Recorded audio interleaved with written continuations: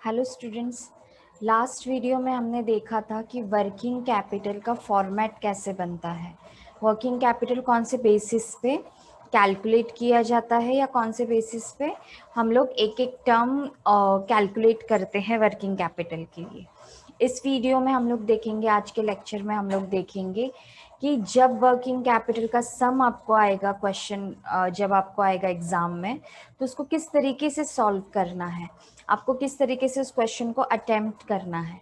तो मैं first question ही आपको यूनिवर्सिटी पैटर्न का एक क्वेश्चन सिखाऊंगी, जिससे आपको खुद को कॉन्फिडेंस आएगा कि आपको उसको किस तरीके से अटेम्प्ट करना है एग्जाम के लिए। ओके, तो हम लोग स्टार्ट करते हैं आज एक सम से for working capital requirement. Okay,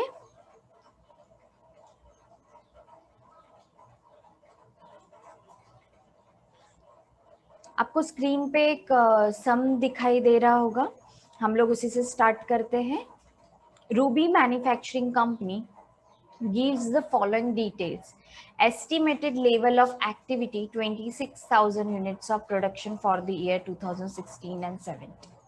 तो स्टूडेंट्स, आपको एक चीज का ध्यान रखना है वर्किंग कैपिटल के लिए, वर्किंग नोट रिक्वायर्ड है।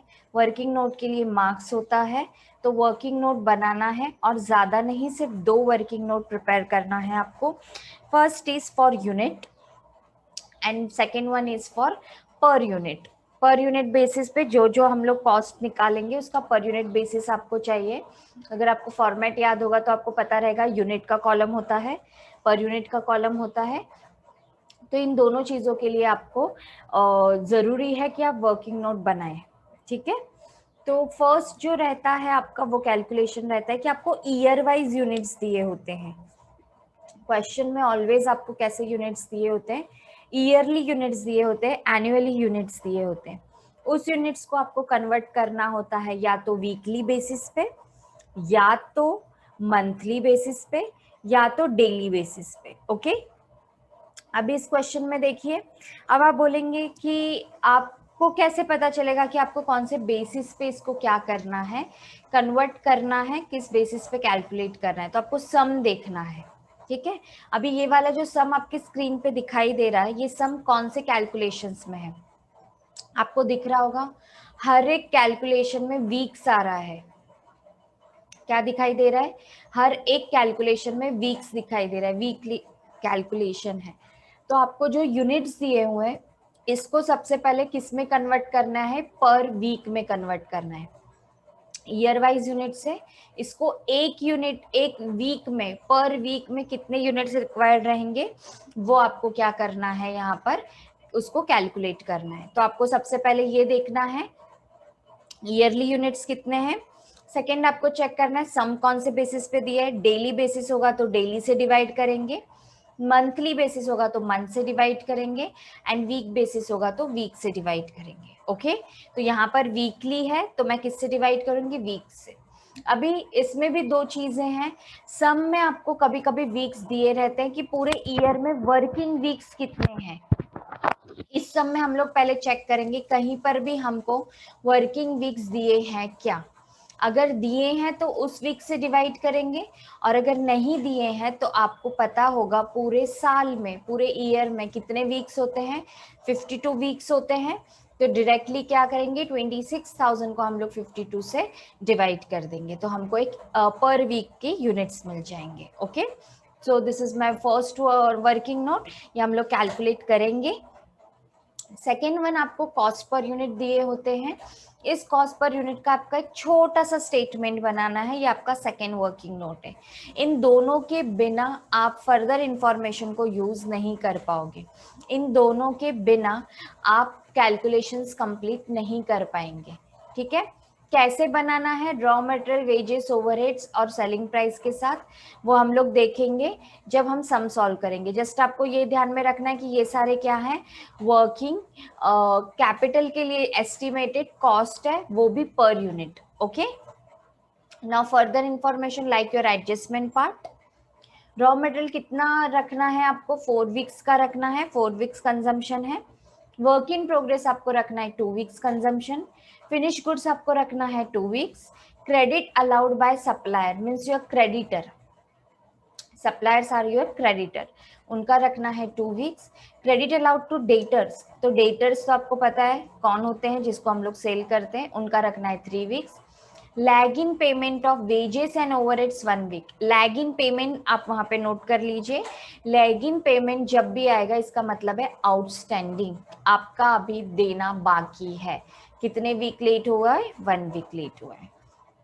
आपको मैंने बताया था कैश एंड बैंक ऑलमोस्ट आपको ये अमाउंट डायरेक्टली दिया होगा, इस सब में आपको ये अमाउंट डायरेक्टली दिया है। कभी कभी इसको हमको कैलकुलेट भी करना पड़ता है, तो वो सम्स भी मैं आपके साथ शेयर करूंगी कि अगर नहीं दिया है तो उसको कैलकुलेट कैसे करना है। Production is carried on evenly throughout the year, it just information for you all कि प्रोडक्शन क्या है, इवनली स्मूथली चल रहा है for whole year. Next part है provide a margin of safety at 10%। Margin of safety मतलब वो part कि लॉस होने वाला था, नहीं हुआ, ठीक है। लॉस और प्रॉफिट के बीच का जो पार्ट होता है, मतलब होते होते बचा, तो हम एक अमाउंट सेट असाइड करते हैं कि हमारे कंपनी में कोई लॉस ना हो, इसके लिए छोटा सा पार्ट हम लोग क्या करते हैं, सेट असाइड करके रखते हैं, तो वो भी क्या हो जाएगा, इसमें ऐड हो जाएगा। इसका कैलकुलेशन नेक्स्ट पॉइंट में आएगा, जब आप पूरा वर्किंग कैपिटल रिक्वायरमेंट कैलकुलेट कर लोगे, उसके बाद हम इसके लिए सोचेंगे। Next is debtors are to be calculated at selling price. अगर ये नहीं भी बोला होता तो भी हम लोग डेटर्स किसके ऊपर लेते हैं, सेलिंग के ऊपर ही लेते हैं। Next is 25% purchases and 20% sales are against cash. मतलब परचेसेस किससे रिलेटेड है, यहाँ पे सप्लायर से, एंड सेल्स किससे रिलेटेड है, यहाँ पर डेटर से। तो परचेसेस एंड सेल्स का जो भी एडजस्टमेंट है, इसका मार्किंग आप करोगे क्रेडिटर्स के ऊपर एंड डेटर्स के ऊपर। तो जब भी हम उसका कैलकुलेशन करेंगे, ये पार्ट मैं आपको समझाऊंगी कि इसका मतलब क्या है, ठीक है। कैलकुलेशन करते टाइम समझेंगे तो बहुत ज्यादा बेटर तरीके से समझेगा। You are required to prepare a statement showing working capital requirement for the year 2016 and 17. Okay, तो हम लोग स्टार्ट करते हैं हमारा क्वेश्चन। हमारे क्वेश्चन के लिए हमें जो फॉर्मेट चाहिए वो ये वाला फॉर्मेट चाहिए, आपको पता है। सबसे पहले जो हम इम्पॉर्टेंट चीज यहाँ पर लिखने वाले हैं, वो इम्पॉर्टेंट चीज यहाँ पर है क्वेश्चन नंबर। अभी इस क्वेश्चन में आपको कोई भी नंबर नहीं दिया हुआ है, तो मैं यहाँ पे जस्ट लिखूंगी आंसर। एग्जाम में आपको भूलना नहीं है कि आपको क्वेश्चन नंबर लिखना है। अगर विदाउट क्वेश्चन नंबर आप लिख कर आओगे तो एक चीज हो सकती है कि एग्जामिनर को समझे ही नहीं कि आपने सॉल्व क्या किया है। तो जब तक समझेगा नहीं कि सॉल्व क्या किया है, आप आंसर कैसे दोगे? ओके, तो मार्क्स के लिए प्रॉब्लम हो सकती है, तो मैं आपको सजेस्ट करूंगी कि आप क्या करें, क्वेश्चन नंबर विदाउट फिल लिख के आए उधर। फिर हम लोगों को यहाँ पे लिखना है कंपनी का नाम। यहाँ पे कंपनी का नाम है रूबी मैन्युफैक्चरिंग कंपनी, तो मैंने वो यहाँ पर लिख दिया। इतना करने के बाद आपको ये स्टेटमेंट ड्रॉ करना है, और ड्रॉ करने के बाद सॉल्व नहीं करेंगे क्योंकि सॉल्व करने के लिए आपके पास कोई रॉ डेटा है नहीं, सिर्फ ड्यूरेशन पीरियड आपको क्वेश्चन से मिलेगा। ये भी आपको वर्किंग में कैलकुलेट करना है, वर्किंग नोट में, और यूनिट्स भी आपको वर्किंग नोट में कैलकुलेट करना है। तो ये मेरे वर्किंग नोट्स रहेंगे, देखिए आपको यहाँ पर दिखाई देंगे। कैलकुलेशन ऑफ यूनिट्स, अभी यहाँ पर कैसे कैलकुलेशन है वीक में, तो मैं यहाँ पे लिख दूंगी पर वीक। जो मेरे टोटल यूनिट्स हैं, मेरे टोटल यूनिट्स कितने हैं, 26,000। पूरे सम में मुझे ये नहीं बताया गया कि पूरे ईयर में वीक्स कितने हैं, ठीक है। तो मैं जनरल नॉलेज यूज करूंगी, आप सबको पता है पूरे ईयर में जो हमारे पास वीक्स होते हैं वो वीक्स कितने होते हैं, 52 वीक्स होते हैं। तो मैं इसको डिवाइड कर दूंगी, तो आप भी अपने कैलसी पे डिवाइड कीजिए मेरे साथ। मैंने कैलसी लिया, 26,000 को मुझे डिवाइड करना है 52 से, तो मेरा पर वीक जो कैलकुलेशन आएगा वो आएगा 500 यूनिट्स पर वीक।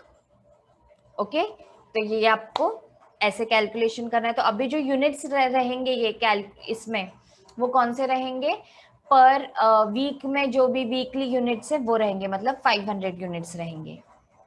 तो इस तरीके से आपको पहले उसको कन्वर्ट करना है। डायरेक्टली 26,000 नहीं लोगे, क्योंकि आपको each and every duration different different दिया है। देखो क्वेश्चन में दिया था इसका 2, इसका 3, इसका 4 वीक्स, इसका 5 वीक्स। तो आपको सबसे पहले पर वीक कैलकुलेट करना है, तभी आप ड्यूरेशन से मल्टीप्लाई कर पाओगे। आप ईयरली को मल्टीप्लाई कर दोगे तो आंसर रॉन्ग हो जाएगा।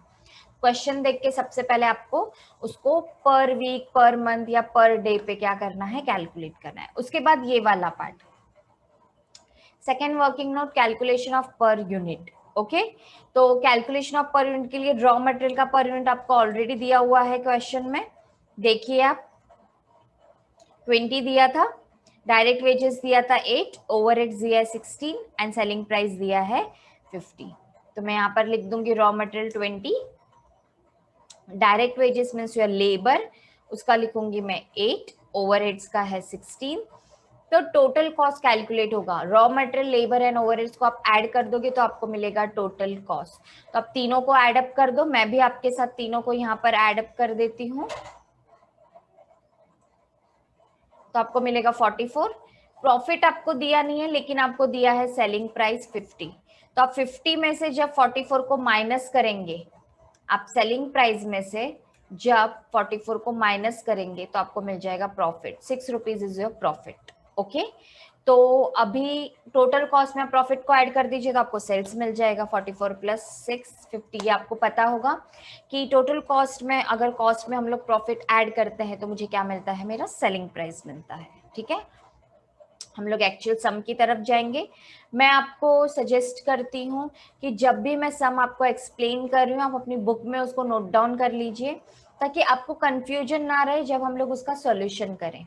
ओके, चलो देखते हैं, फर्दर इंफॉर्मेशन वाला पार्ट देखेंगे। इसके पहले मैं आपको और एक चीज बताना चाहूंगी कि जो क्वेश्चन का आंसर है, ये फॉर्मेट मैंने ऑलरेडी क्यों ड्रॉ करके रखा है, क्योंकि ये ड्रॉ करने का रीजन ये है, इसका फॉर्मेट चेंज नहीं होता।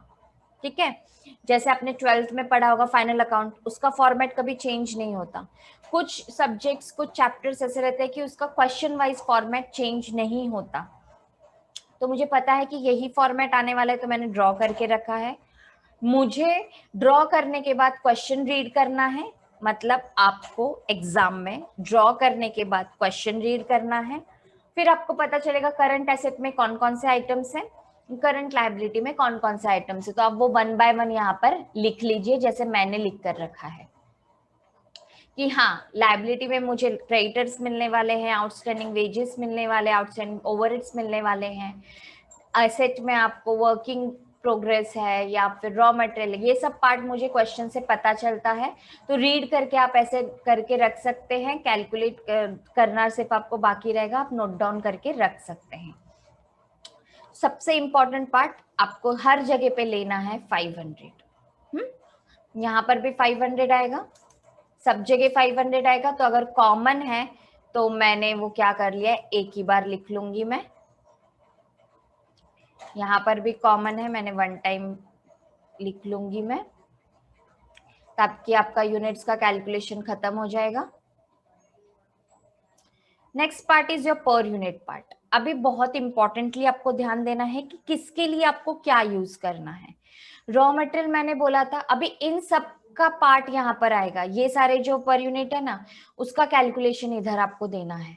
तो ये तो दिख रहा है कि रॉ मटेरियल किसके ऊपर जाएगा, डायरेक्टली रॉ मटेरियल के पर यूनिट के ऊपर जाएगा।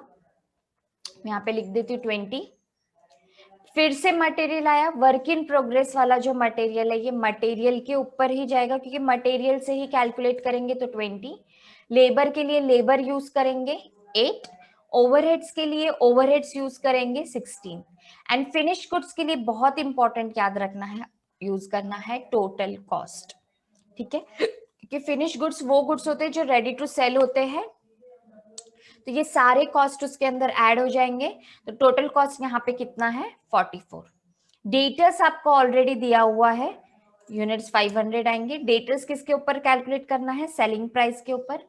सम में दिया है तो बहुत ही अच्छी बात है, नहीं भी दिया है तो डेटर्स ऑलवेज किसके ऊपर कैलकुलेट होता है, सेलिंग प्राइस के ऊपर। ओके, यहां तक आपको क्लियर रहेगा।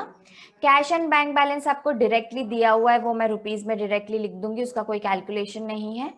क्रेडिटर से हम लोग क्या करते हैं, परचेस करते हैं। क्या परचेस करते हैं, रॉ मटेरियल। तो रॉ मटेरियल जब क्रेडिटर से परचेस करे तो क्रेडिटर्स पे किसके ऊपर जाता है, रॉ मटेरियल पर यूनिट पे जाता है। वेजेस किससे रिलेटेड है, लेबर से रिलेटेड है, तो आउटस्टैंडिंग वेजेस वाला पार्ट जाएगा लेबर पे। एंड ओवरहेड्स के लिए डिफरेंट ओवरहेड्स दिए हुए हैं आपको सेपरेटली, वो जाएगा ओवरहेड्स। इस तरीके से आपको यहाँ पर लिख लेना है, ठीक है। इसके बाद जो नेक्स्ट वाला पार्ट है, वो नेक्स्ट पार्ट आपका ये है कि आपको ये ड्यूरेशंस लिखने हैं। ओके, ड्यूरेशंस लिखने हैं। अभी आप बोलेंगे मैम ड्यूरेशंस कहाँ से लाएंगे, ड्यूरेशंस लाओगे आप क्वेश्चन से, ठीक है। चलो देखते हैं, दिस इज योर क्वेश्चन। देखो रॉ मटेरियल का कितना दिया है, 4 वीक्स कंजम्पशन दिया है आपको रॉ मटेरियल का, तो रॉ मटेरियल किस पे जाएगा, 4, तो यहाँ पे आप लिखोगे 4। ओके, फिर वर्क इन प्रोग्रेस वाले पार्ट का भी आपको दिया हुआ है, कितना दिया है, वर्क इन प्रोग्रेस कितना है, 2 वीक्स। तो वर्क इन प्रोग्रेस के 3 कैलकुलेशंस होते हैं, मटेरियल, लेबर एंड ओवरहेड्स। तीनों को आपको क्या करना है, 2 वीक्स के लिए लेना है। लेकिन अभी मैंने यहां पर आपको बताया था एक बात कि आप मटेरियल तो 100% लेंगे, ओके, आप मटेरियल 100% लेंगे, लेकिन लेबर एंड ओवरहेड्स आपको ऑलवेज 50% लेना है। तो मैं यहां पर ही लिख दूंगी, ब्रैकेट में लिख दूंगी 50%। दोनों भी आपको क्या लेना है, हाफ हाफ लेना है, तो मैंने यहाँ पे लिख दिया 50%। मतलब जो भी कैलकुलेशन होगा उसका डायरेक्टली आपको क्या कर देना है, 50% कर देना है। ओके, फिनिश गुड्स के लिए कितना है हम लोग देखते हैं। फिनिश गुड्स के लिए है 2 वीक्स, तो मैं यहां पर ले लूंगी 2 weeks. Okay, then come to the selling part, sorry debtors part. Debtors के लिए हम लोग देखते हैं क्या रिक्वायरमेंट है। क्रेडिट अलाउड बाय सप्लायर वाला एडजस्टमेंट है, तो ठीक है, सप्लायर इज माय क्रेडिटर्स, तो सप्लायर कितने वीक्स पे जा रहा है, 2 वीक्स पे, तो मैं यहां पर लिख दूंगी 2 weeks. Okay, now next, allowed to debtors 3 weeks. Okay, debtors वाले पार्ट में लिख दूंगी मैं 3 वीक्स। होप सो आपको यहां तक क्लियर होगा। हम लोगों ने जस्ट क्या किया है, क्वेश्चन से ड्यूरेशंस लेके यहाँ पे कैलकुलेट किए हैं। इसके बाद हमको दिया है cash, sorry, lag in payment of wages and overheads 1 week. Okay, तो ओवरहेड्स भी 1 वीक है और वेजेस भी 1 वीक है, तो दोनों में कितना आ जाएगा, 1 वीक। ओके, दोनों सेपरेट सेपरेट लिखना है, साथ में नहीं लिखना है, और कैलकुलेशन भी सेपरेट ही रहेगा। कैश एट बैंक, ठीक है, मैं डायरेक्टली आपको यहाँ पर लिख देती हूँ, इनर कॉलम में लिखना है 24,000।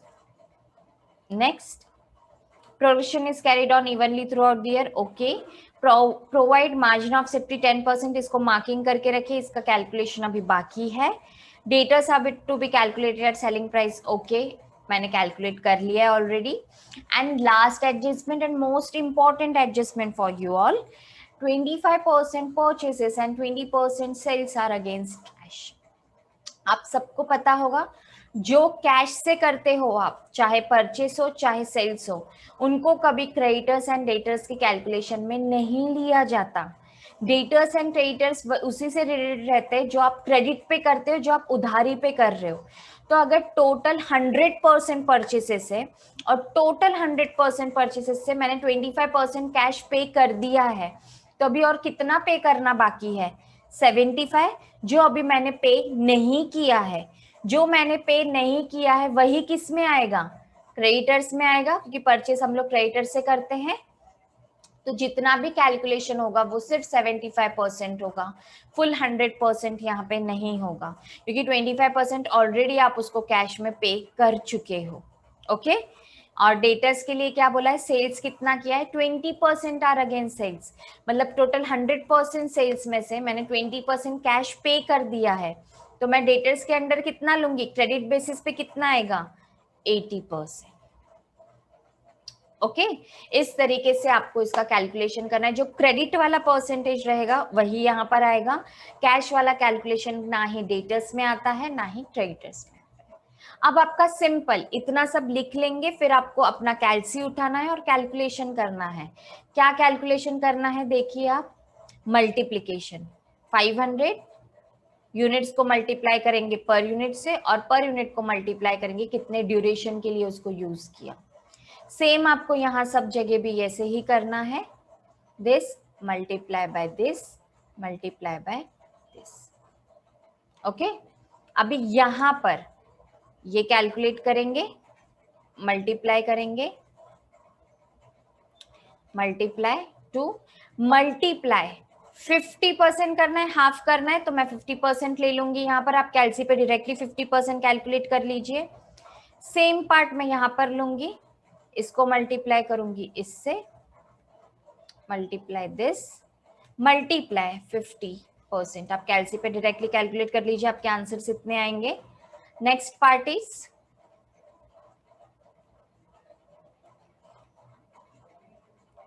multiply by 44 multiply by 2.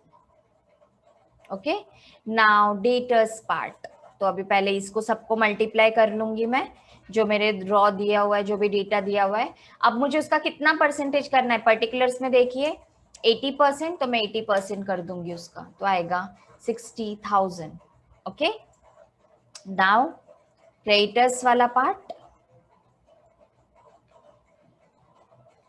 इसको कितना परसेंटेज करना है आपको, 75%, तो मैं 75% कर दूंगी। यहाँ पर outstanding wages this multiply by this multiply by this, तो आएगा 4000। And the last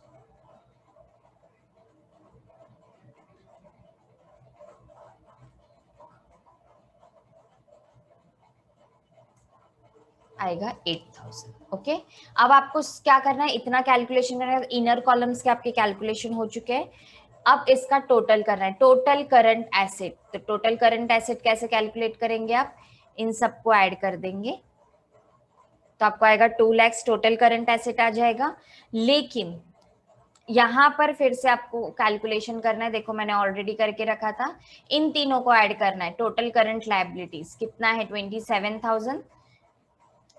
net working capital कैसे रिक्वायरमेंट आप निकालेंगे, 2 लाख को माइनस करेंगे आप 27,000 से, टोटल करंट लायबिलिटी को माइनस कर देंगे, ए माइनस बी, तो आपका ये आ जाएगा net working capital.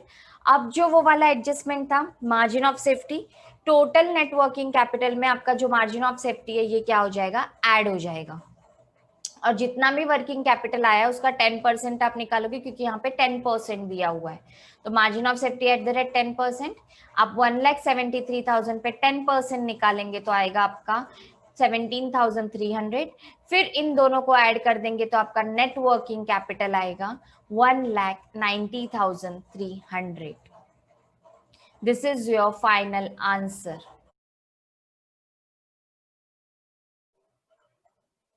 Hello students, आज हम लोग और एक सम देखेंगे with different information and different adjustments for working capital requirement. अभी लास्ट वीडियो में हम लोगों ने देखा कि हम लोग किस तरीके से सॉल्व करते हैं, वर्किंग कैपिटल किस तरीके से कैलकुलेट किया जाता है। आज हम लोग वन मोर सम देखेंगे ताकि आपको और बेटर तरीके से अलग एडजस्टमेंट्स के साथ भी सम को सॉल्व करने के लिए प्रॉब्लम ना हो, आपको वो और बेटर तरीके से समझ में। तो हम लोग स्टार्ट करते हैं एक डिफरेंट प्रॉब्लम के साथ। स्क्रीन पे आपको दिखाई दे रहा होगा एक सम जो आज हम लोग सॉल्व करने वाले हैं। This is Radhika manufacturing limited presents the following information for 16-17 estimated yearly production and sales. Yearly, मैंने जैसे लास्ट वीडियो में बताया था, ईयरली कैलकुलेशन आपको कन्वर्ट करना है मंथली, वीकली या डेली बेसिस पे। तो आप सबसे पहले सम देखिए, सम आपका कौन से कैलकुलेशन पे है, मंथ, सब जगह आपको मंथ दिया है, तो आप इसको क्या करेंगे, सबसे पहले कन्वर्ट कर लेंगे मंथली बेसिस पे। ओके, और आपको कॉस्ट पर यूनिट दिए हुए हैं नीचे, ये आपको टेबल में डाल के इससे total cost and profit calculate करना है। तो ये दो चीजें हम लोग कर लेते हैं। कितने हैं थे हमारे टोटल ईयरली यूनिट्स, 60,000 थे, डिवाइडेड बाय मंथ्स कैलकुलेट करना है तो 12।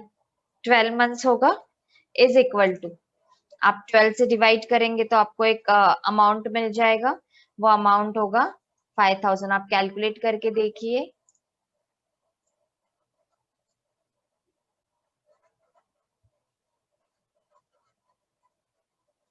5000, 12 5 से 60। अभी हम लोगों को पर यूनिट निकालना है, यहाँ पर आ जाएगा पर मंथ।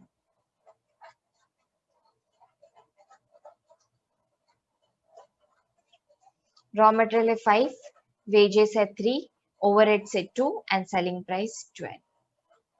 तो 5 3 टोटल कॉस्ट आएगा मेरा 12। अगर सेलिंग प्राइस 12 है तो मेरा प्रॉफिट हो जाएगा 2। इस तरीके से मेरा पर यूनिट पे कैलकुलेट कर लिया। अब हम एक्चुअल सम की तरफ आते हैं। मेरा नाम है सम का राधिका मैन्युफैक्चरिंग कंपनी। ओके, चलिए देखते हैं आगे इंफॉर्मेशन क्या है। The company extends 2 months credit to the debtors. Debtors के लिए कितना है 2 months. Company maintains the 1 month stock of raw material. Raw material का स्टॉक आप लोगे 1 मंथ के लिए। The company maintains 1 month stock of finish goods. Finish goods के भी आप लोग लिए लोगे 1 month. The processing period is 1 month. Processing period means your work in progress. आप नोट डाउन कर लीजिए, लिख लीजिए आपकी बुक में। प्रोसेसिंग पीरियड को ही क्या बोला जाता है, work in progress. The company is allowed 2 months credit by supplier. ये किसके लिए, क्रेडिटर्स के लिए। 2 मंथ्स क्रेडिट किसके लिए, सप्लायर के लिए है।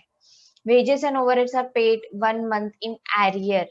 एरियर मीन्स आउटस्टैंडिंग, अभी तक आपने पे नहीं किया तो ये वाला बैलेंस आएगा आउटस्टैंडिंग में। कैश एंड बैंक बैलेंस दिया है आपको 25,000। There is regular purchase, production and sale cycle. During the production process wages and overheads accrue evenly. Debtors are to be calculated on cost basis। ये important part है। मैंने आपको बताया था दिया हो तो उसकी तरीके से कैसे करना है, नहीं दिया है तो सेल्स पे कैलकुलेट करना है। अगर आपको यहाँ पर दिया है कि डेटर्स को आपको कैसे कैलकुलेट करना है, कॉस्ट बेसिस पे, तो यहाँ पर आपके डेटर्स कॉस्ट बेसिस पे ही कैलकुलेट होंगे, टोटल कॉस्ट पे कैलकुलेट होंगे। And the last 20% of the customers पे 1 month in advance. Customers means debtors, जो 1 मंथ के बाद मिलना था उन्होंने 1 मंथ पहले ही, बिफोर 1 मंथ ही उन्होंने मुझे पे कर दिया। अभी तक ड्यू डेट नहीं आया, जो बाद में मिलना था वो आप मुझे पहले दे रहे हो, तो ये मेरा प्री इनकम है, प्री पीरियड इनकम है, तो वो मेरे लिए लाइबिलिटी होता है। जैसे आप प्रीपेड, जरूरत के पहले ही आप जब ड्यू डेट के पहले पे करते हो तो आपके लिए एसेट होता है। तो जैसे आपको इनकम मिल रहा है टाइम पीरियड के पहले, तो आपके लिए लाइबिलिटी होता है। समझा? तो चलो देखते हैं, हम लोग सम स्टार्ट करते हैं।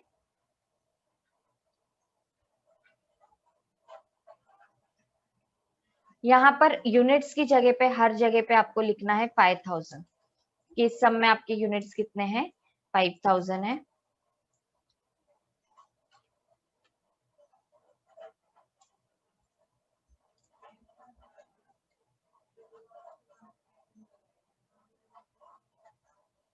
यहाँ पर भी हम लिख देंगे 5000।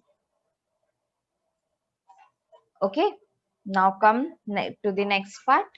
पर यूनिट निकालना है। आपको पता है रॉ मटेरियल के लिए क्या यूज होता है, रॉ मटेरियल। मटेरियल के लिए भी रॉ मटेरियल यूज होता है, लेबर के लिए लेबर यूज होता है, तो हम 3 लेंगे। यहाँ से ले रही हूँ मैं पर यूनिट। ये जो पर यूनिट का कैलकुलेशन आपने किया है, ओवरहेड्स के लिए होता है 2, दिया है आपको क्वेश्चन में, मैंने वर्किंग भी किया है। फिनिश गुड्स ऑलवेज कैलकुलेट होता है आपका टोटल कॉस्ट पे, जो मैंने लास्ट वीडियो में भी बताया था, तो यहाँ पर लेंगे 10। डेटर्स यहाँ पे पर्टिकुलरली दिया हुआ है कि किसके बेसिस पे करना है आपको। डेटर्स जो भी आप कैलकुलेट करोगे ये आपको करना है कॉस्ट बेसिस पे, तो cost means total cost. Okay, but यहाँ पे आपको एक एडजस्टमेंट है कि 20% डेटर्स ने आपको एडवांस पेमेंट किया, तो आपके एक्चुअल डेटर्स आपके पास कितने बचेंगे, 80%। तो यहाँ पे आप लिख देंगे 80%। और यहाँ पर जो है आपका एक कैलकुलेशन इंक्रीज हो जाएगा, क्योंकि मैंने बताया था आपको लाइबिलिटी में आएगा एडवांस फ्रॉम कस्टमर्स। ओके, और ये एडवांस फ्रॉम कस्टमर्स कितना लेंगे आप, 20%। होप सो यहाँ तक आपको सारे कैलकुलेशंस क्लियर होंगे। हमने यहाँ तक कर लिया है।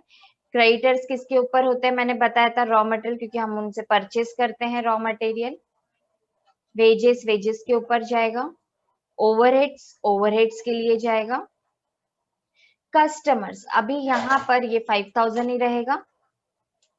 आपको जो टोटल कॉस्ट के ऊपर बेसिस बोला था, ये सिर्फ एक्चुअल डेटर्स के लिए बोला था, जो ऑलरेडी दे चुके इनके लिए कुछ भी नहीं बोला है। तो डेटर्स को हम लोग क्या करते हैं, नॉर्मली सेल ही करते हैं ऑलवेज, तो वो सेलिंग प्राइस पे ही कैलकुलेट होता है। जब भी आपको कुछ एक्स्ट्रा इंफॉर्मेशन दिया है तो वो एक्चुअल डेटर्स के लिए दिया हुआ है, वो एडवांस के लिए या किसी और पर्पस के लिए नहीं दिया है। तो यहाँ पर एडवांस के लिए जो हम लोग लेंगे वो प्योरली हम लोग लेंगे हमारी सेलिंग प्राइस। इस पे आपको बहुत ही ज्यादा ध्यान देना है, क्योंकि जो ऑलरेडी पे कर चुके उनके लिए कोई भी ऐसा रूल्स रेगुलेशन नहीं था कि कॉस्ट बेसिस पे करना है या क्या करना है। रूल्स जो था, जो एडजस्टमेंट थी, वो किसके ऊपर थी, प्योरली उसके ऊपर जो आपने अभी भी देना बाकी है, जो आपके एक्चुअल डेटर से उनके ऊपर क्या थी, ये एडजस्टमेंट थी। ओके, तो चलो अभी हम इस तरीके से कैलकुलेट कर लेंगे। तो यहाँ पर मैंने सेलिंग प्राइस ही लिया है, क्योंकि यहाँ पे कोई ऐसी एडजस्टमेंट नहीं है, डेटर्स ऑलवेज सेलिंग प्राइस पे आता है। इस डेटर्स के ऊपर एडजस्टमेंट था कॉस्ट का, तो मैंने ये कॉस्ट प्राइस पे ले लिया है। ओके, अभी हम लोग हमारा ड्यूरेशन देखेंगे। ड्यूरेशन देखिए, क्रेडिट दिया है डेटर्स को 2 मंथ्स, तो मैं डेटर्स के सामने लिख दूंगी 2 months. Okay, 1 month stock of raw material, तो मैं रॉ मटेरियल के सामने लिख दूंगी 1 month stock of finish goods, तो फिनिश गुड्स के सामने लिख दूंगी मैं 1 मंथ है, मैंने ऑलरेडी यूनिट्स को मंथली कन्वर्ट किया, तो अब मुझे सिर्फ मंथ्स लिखने हैं वहां पर। प्रोसेसिंग पीरियड है 1 मंथ, मतलब मेरा वर्क इन प्रोग्रेस, तो यहाँ सब जगह पर आ जाएगा 1। ओके, और 50% होगा, वो मैं ऑलरेडी यहाँ पे लिख चुकी हूँ कि लेबर और ओवरहेड्स क्या होता है हमारा, 50% कैलकुलेट होता है। क्रेडिट बाय सप्लायर कितना है, 2 मंथ्स, तो क्रेडिट बाय सप्लायर्स मीन्स हमारा क्रेडिटर्स 2 मंथ्स आएगा। उसके बाद दिया है आपको wages and overheads are 1 month in arrear, तो वेजेस एंड ओवरहेड्स का आएगा 1 month. Cash and bank balance आपको दिया है 25,000, तो यहाँ पे हम लोग लिखेंगे 25,000। Okay, cash and bank balance मेरा डायरेक्टली लिख दूंगी मैं 25,000। आगे की जो 2 यूनिट्स है, वो 2 पार्ट है, वो क्या है, इंफॉर्मेशन है कि रेगुलर परचेस हो रहा है, प्रोडक्शन हो रहा है या एक्यूरेटली इवनली वो बेस्ड है, वो सारी चीजें। Debtors are to be calculated cost basis हो गया है। 20% कस्टमर्स को मैंने 1 मंथ एडवांस में भी मैंने कैलकुलेट कर लिया है, लायबिलिटी में हम लोगों ने शो किया है। तो अब हमें सिर्फ क्या करना है, कैलकुलेशन करना है। ये मल्टीप्लाई हो जाएगा, ये तीनों चीजें मल्टीप्लाई होंगी, ठीक है। यहाँ पर भी हम इसको मल्टीप्लाई कर देंगे। नेक्स्ट ये 50% होगा, तो जितना भी आप मल्टीप्लाई करोगे, इसके बाद कैलसी पे आपको कैलकुलेट करना है 50%। सेम अबाउट दिस ऑल्सो,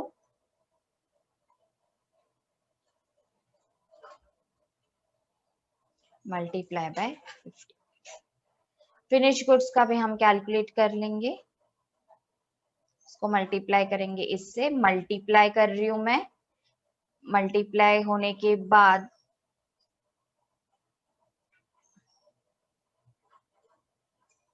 $50,000, फिर हम इसे भी मल्टीप्लाई कर देंगे।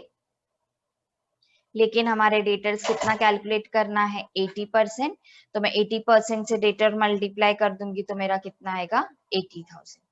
फिर यहाँ पर आपको टोटल लेनी है, टोटल ऑफ करंट एसेट्स, तो मैंने यहाँ पर टोटल ले लिए, यहाँ से लेके यहाँ तक करंट एसेट की मेरा कंप्लीट हो चुका है। फिर मुझे जाना है क्रेडिटर्स वाले पार्ट पे, यहाँ पर भी मैं तीनों को मल्टीप्लाई कर दूंगी,